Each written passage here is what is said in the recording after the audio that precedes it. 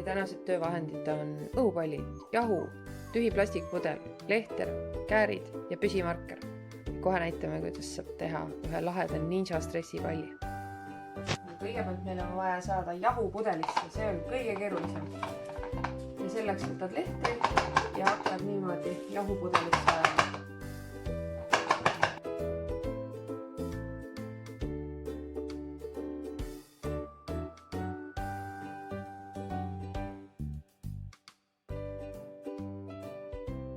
Nüüd on vaja saada see jahu siia õhupalli sisse, puhu natukene õhku õhupalli sisse.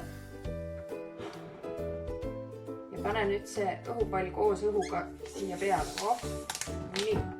Ja nüüd keera ta tagurpidi, aga hoia siit kinni. Nüüd hakkad niimoodi pigistama seda jahu siia õhupalli sisse.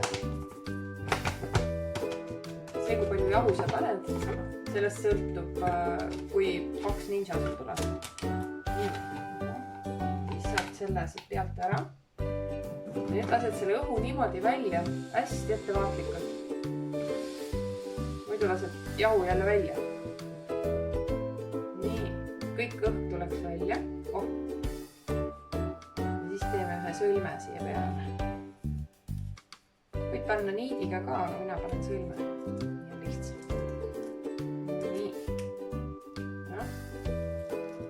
Ja kui tahad, siis võid selle veel maha lõigata.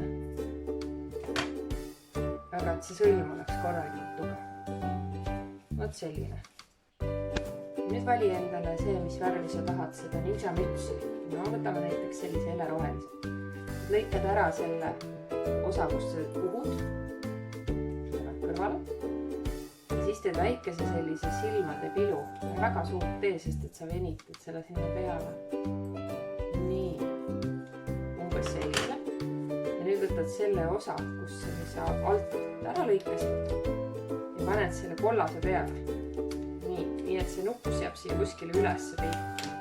Eks ju, seda saab veel sättida. Nii.